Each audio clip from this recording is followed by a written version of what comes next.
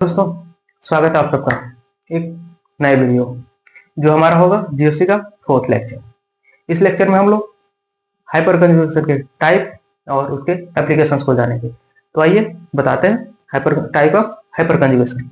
तो सबसे पहले देखते हैं कि क्या हमारा टॉपिक होगा type of hyper conjugation. Type of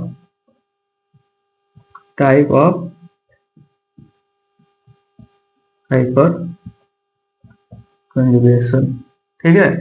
इसको हिंदी में क्या बोलेंगे? अति संयुग्मन के प्रकार, ठीक है। हिंदी वाले क्या लिखेंगे? अति संयुग्मन के प्रकार। इसका पहला क्या होता है? पहला होता है हम लोग का, ठीक है, आइसोवैलेंट, ठीक है। पहला क्या होता है? आइसोवैलेंट। इसका,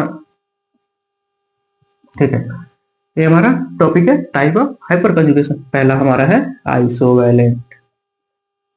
आइसोवैलेंट इसमें क्या होता है कि एक चीज ध्यान रखें, किसी भी कार्बोकेटाइन या फ्री रेडिकल के जो भी हाइपर कंजुगेशन बनते हैं उसमें जो भी बॉन्ड होता है सारे सेम होते हैं। जैसे कि सेम नंबर ऑफ बॉन्ड, इसका डेफिनेशन होगा ऑल हाइपर कंजुगेशन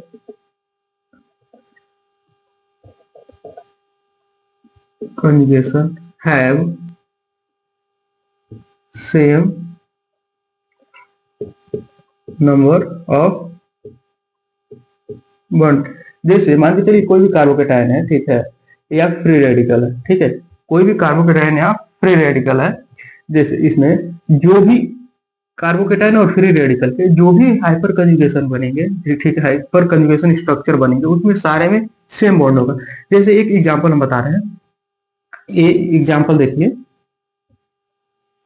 एग्जांपल हमारा होगा जैसे CH3CH2, ये हमारा एक कार्बोकेटाइन। हमने जो पिछले लेक्चर में एग्जांपल बताया, इस एग्जांपल को हम सॉल्व करके दिखाते हैं। तो मान के चलिए इसका हम अब इसका जो भी हाइपर कंजुगेशनल स्ट्रक्चर बनेगा इस, ठीक है, तो उसमें देखिएगा जैसे ये एच बन रहा है, ठीक, और CH2 बन रहा है, ठीक है, ठीक। ये हमारा एक स्ट्रक्चर। अब इसके 3 हाइपर कंजुगेशन बन रहे हैं, तीनों में जो भी नंबर ऑफ बॉन्ड होंगे, ठीक है, वो सेम होंगे। जैसे इसका एक हमारे पास, ठीक है, हम इस हाइड्रोजन के इलेक्ट्रॉन को इस पे शिफ्ट कर रहे हैं तो ये यहाँ पे H+ बन जाएगा। तो जैसे ये देखिएगा CH+, ठीक है, डबल बॉन्ड CH2, ठीक, H। ये हमारा एक हाइपर कंजुगेशन बन रहा है। मैंने बताया कि जो CH3 है इसका एक हाइपर कंजुगेशन हमें ये मिला। इसमें कितने बॉन्ड है?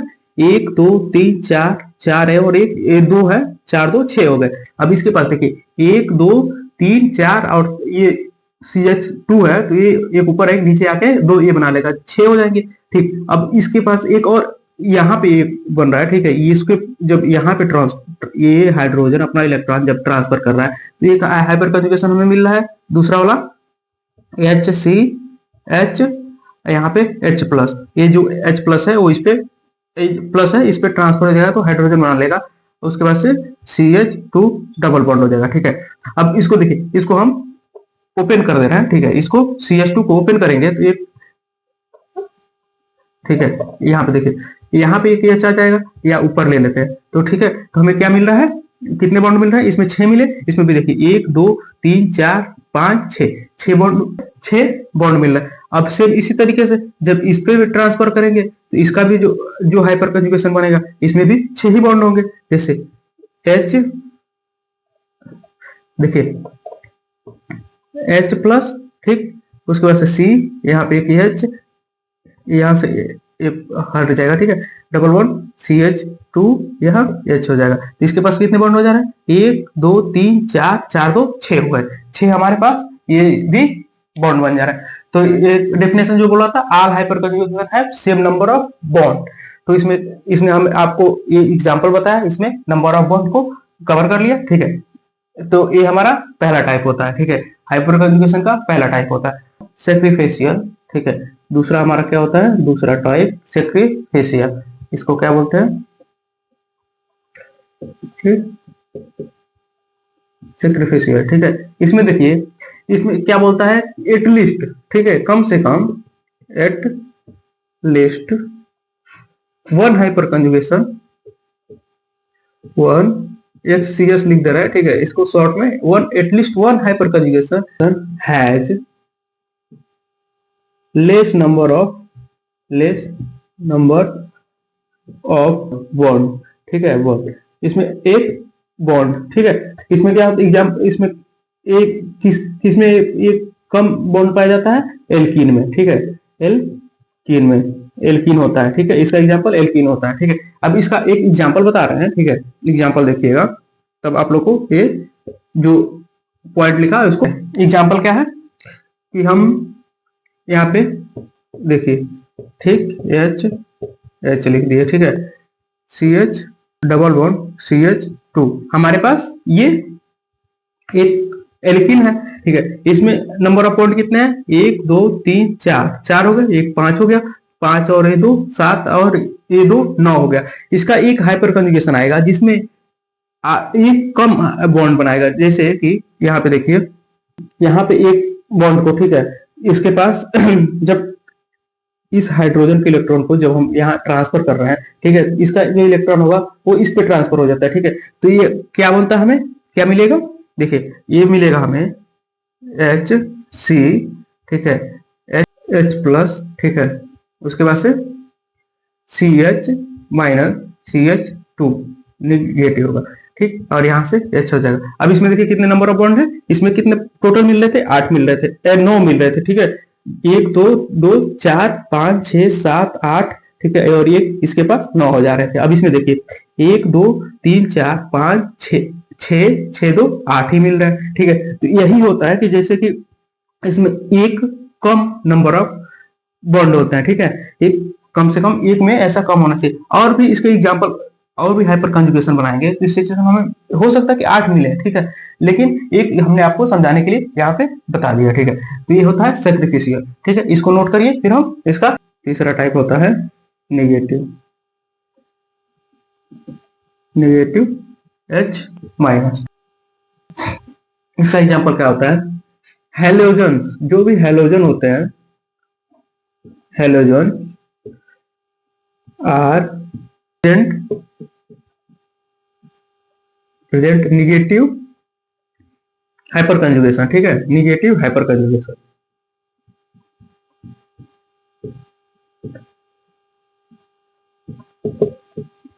जो हेलोजन होता है वो निगेटिव हाइपर कंजुगेशन रखता है, ठीक है, निगेटिव हेलोजन्स के पास एक निगेटिव हाइपर कंजुगेशन होता है। आइए इसका एग्जांपल बताते हैं, ठीक है, जैसे मान करके चलिए एग्जांपल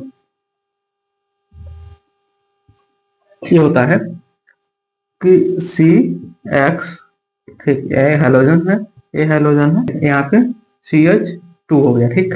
अब जब ये हेलोजन होगा, जब ये हेलोजन इस पे अपना इलेक्ट्रॉन ट्रांसफर करेगा तो ये निगेटिव हो जाएगा, तो जैसे होगा कि एक्स माइनस, ठीक है, सी एक्स एक्स, ठीक, उसके बाद से double bond C H two, ये हमारा एक हाइपर कंजुगेशन बनेगा जब इसके पास ट्रांसफर करेंगे, ठीक, और एक हमें ये मिलेगा जब इसका इलेक्ट्रॉन इस पे ट्रांसफर होगा तब हमें क्या मिलेगा, देखिए एक्स, ठीक, सी एक्स और एक्स माइनस, उसके बाद से double bond C H two, ये हमारा एक हाइपर कंजुगेशन मिल रहा है। और ठीक इसी तरीके से जब इस पे ट्रांसफर करेंगे तो हमें एक मिलेगा कि X C double bond C H two X, एक निगेटिव।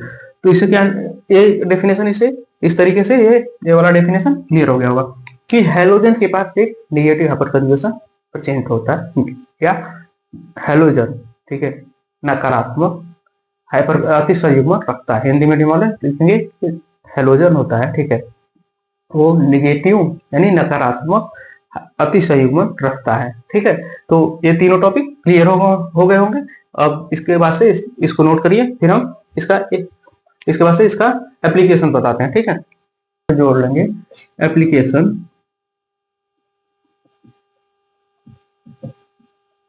ऑफ हाइपर कंजुगेशन, ठीक है, एप्लीकेशन ऑफ हाइपर कंजुगेशन हमारा क्या होता है। तो पहला एप्लीकेशन क्या होता है, ठीक,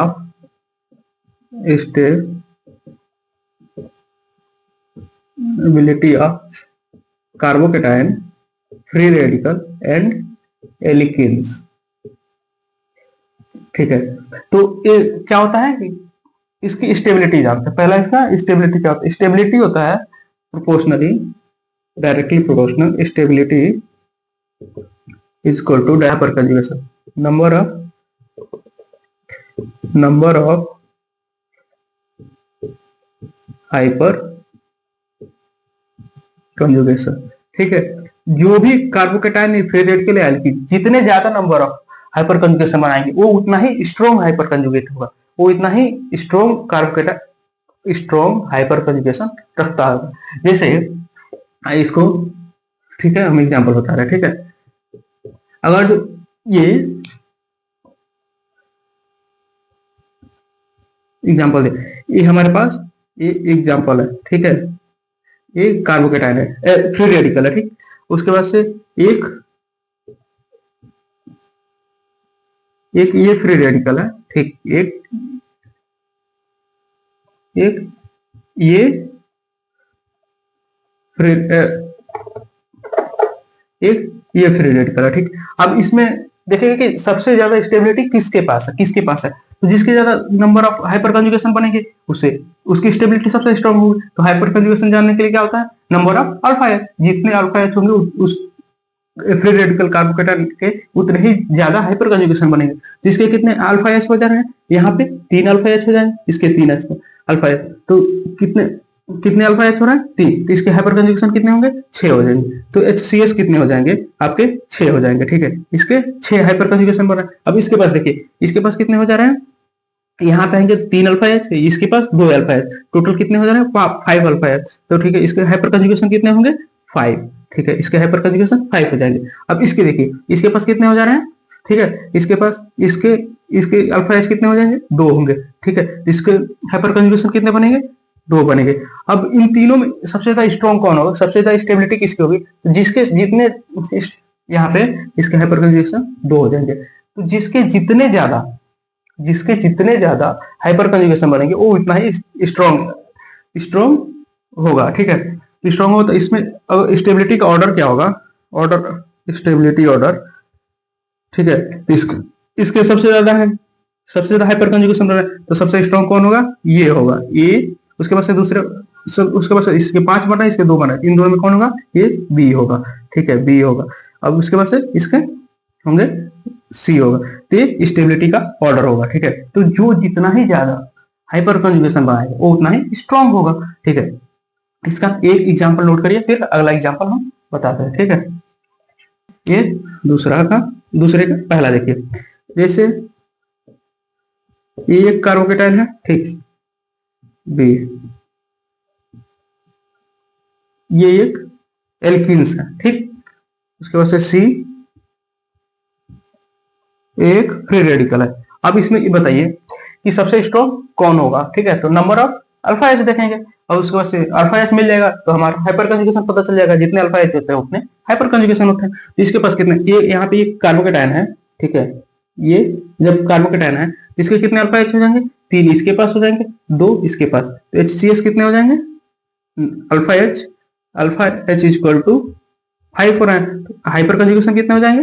हाइपर कंजुगेशन भी 5 हो जाएंगे। ठीक, अब इसके पास देखिए, ये एल्कीन्स है। ठीक, एल्कीन है, तो इसके कितने हाइपर कंजुगेशन बन रहा है? इसके कितने अल्फा एच बन रहा है? 3 मिलेंगे, 3 अल्फा एच इसके मिलेंगे, तो इसके 3 अल्फा एच, तो alpha H is equal to 3, तो HCS इज इक्वल टू 3। ठीक है, 3, इसके भी 3 होंगे। अब इसके पास देखिए, ये आपका फ्री रेडिकल है। ठीक है, तो इसके कितने अल्फा एच मिलेंगे? यहाँ पे 2 मिलेंगे, तो इसके अल्फा एच कितने हो जाएंगे? अल्फा एच बराबर 2, तो इसके HCS कितने हो जाएंगे? 2। ठीक है, इसके HCS 2 हो जाएंगे। तो नंबर ऑफ स्टेबिलिटी क्या, ऑर्डर ऑफ स्टेबिलिटी का होगा? स्टेबिलिटी का जो ऑर्डर होगा, स्टेबिलिटी का ऑर्डर क्या होता है? जो जितना ज्यादा हाइपर कंजुगेशन आएगा उतना ही स्ट्रॉन्ग होता है। इसका कितना हो जाएगा? इसके पास 5 है, इसके पास 3 है, इसके पास 2 है, तो सबसे स्ट्रॉन्ग का होगा? ये हो जाएगा, ये। उसके बाद से इन दोनों में कौन सबसे ज्यादा होगा स्ट्रॉन्ग? ये होगा, क्योंकि इसके पास 3 है और इसके पास 2 ही है, तो इसके ये इसका ऑर्डर हो जाएगा, इसके पास सी हो जाएगा। तो यही स्टेबिलिटी ऑफ ऑर्डर होता है। ठीक, कार्बोकेटाइन, फ्री रेडिकल और एल्कीन्स का स्टेबिलिटी का ऑर्डर हमने बताया। ठीक है, बी। ठीक है, कार्बोकेटाइन एल्कीन या जब उसके हाइपर कंजुगेशन सेम हो जाएगी तो वहां पे क्या होता है, तब इंडक्टिव इफेक्ट के बेस पे उसका डिसाइड करते हैं कि सबसे तो उसकी प्रायोरिटी ऑर्डर किसकी है और किसकी नहीं है। तो आइए हम बताते हैं। If same number of hyper conjugation HCS are present, then decide to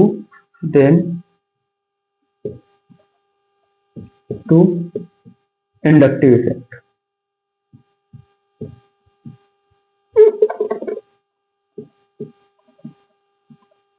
जैसे मान जब यदि same number of hyper conjugation हो तब इंडक्टिव इफेक्ट के बेस पे हम उसको डिसाइड करते हैं किसका, जो कौन सा स्ट्रॉन्ग हाइपर कंजुगेशन रखता है। एग्जांपल देखिए, एग्जांपल मान करके चलिए हमने एक NO2 लगा दिया, ठीक। ए में हमारे पास एक एग्जांपल हो गया, ये हो गया और दूसरा हो जा रहा है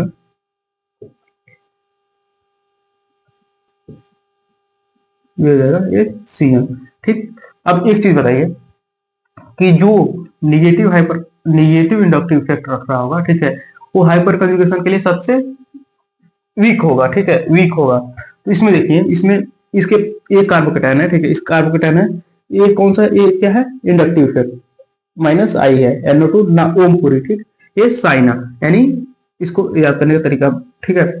तो हमने याद किया है तो साइना इसको बोलते हैं, ठीक है। हम एक चीज बता रहे हैं आप लोगों को, इंडक्टिव इफेक्ट के जो नेगेटिव इंडक्टिव इफेक्ट और पॉजिटिव इंडक्टिव इफेक्ट है उसको याद करने का एक ट्रिक है, मैं उसको शॉर्ट वीडियो में बता दूंगा, ठीक है, वो याद कर लीजिएगा। इसका देखिए नेक्स्ट शॉर्ट वीडियो में हम उसको बता देंगे, ठीक है। इसको देखिए, तो ये कार्बोकेटाइन है, ठीक है, इसके पास भी कितने अल्फा एच हो रहा है, अल्फा एच बराबर 3 अल्फा एच हो रहा है, ठीक है, 3। अब इसमें भी देखिए इसके भी पास भी 3 अल्फा एच हो रहा है, ठीक। अब इसका हाइपर कंजुगेशन क्या होगा, HCS दोनों का क्या हो जाएगा, 3 हो जाएगा, दोनों का 3 HCS हो जा रहा है, ठीक। अब दोनों का सेम हो गया, HCS बराबर 3। तब अब ऑर्डर का, स्टेबिलिटी का ऑर्डर यदि पूछ रहा है, order of stability,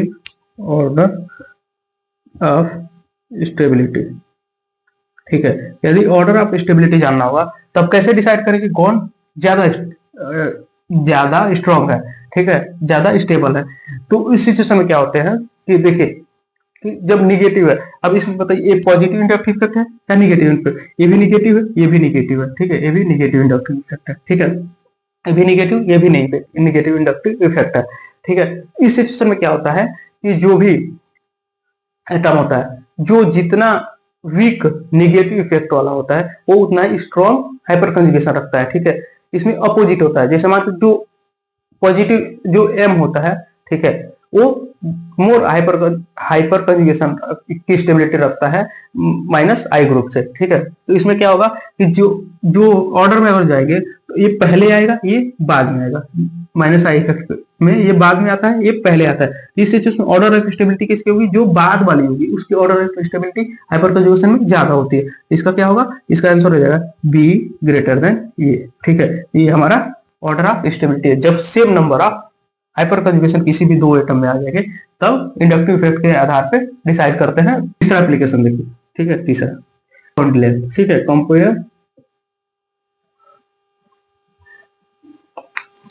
compare bond length.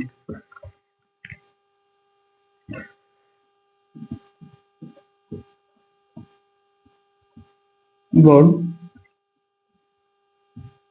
फिर सिंगल बॉन्ड, ठीक है, जैसे ऑर्डर ऑफ बॉन्ड लेंथ अगर जो देखेंगे, ऑर्डर ऑफ बॉन्ड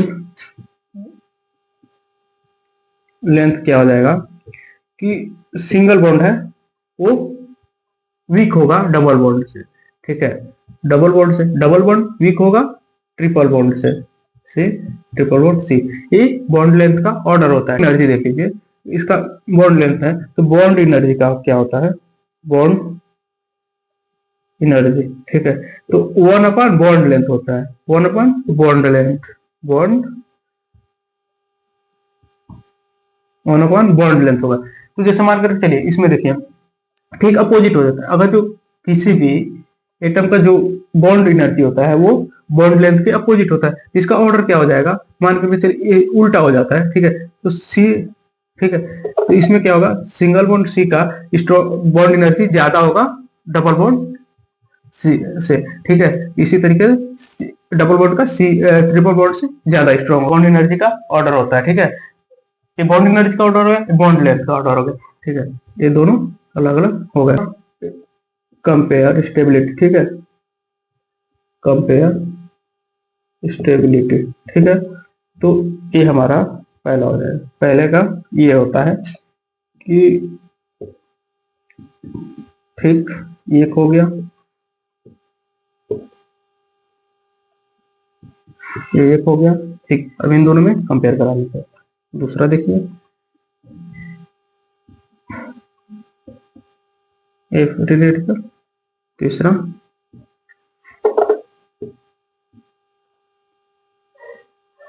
ठीक है, ये निगेटिव हो गया, ठीक। इन दोनों का हो गया और तीसरे का होगा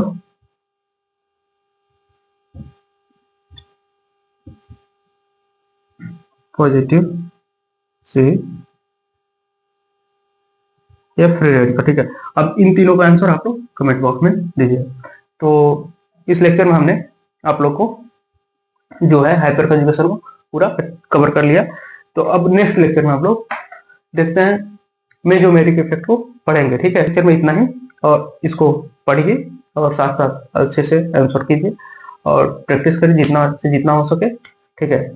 तो चैनल को लाइक कमेंट शेयर और सब्सक्राइब कीजिए। Thank you so much, all the very best.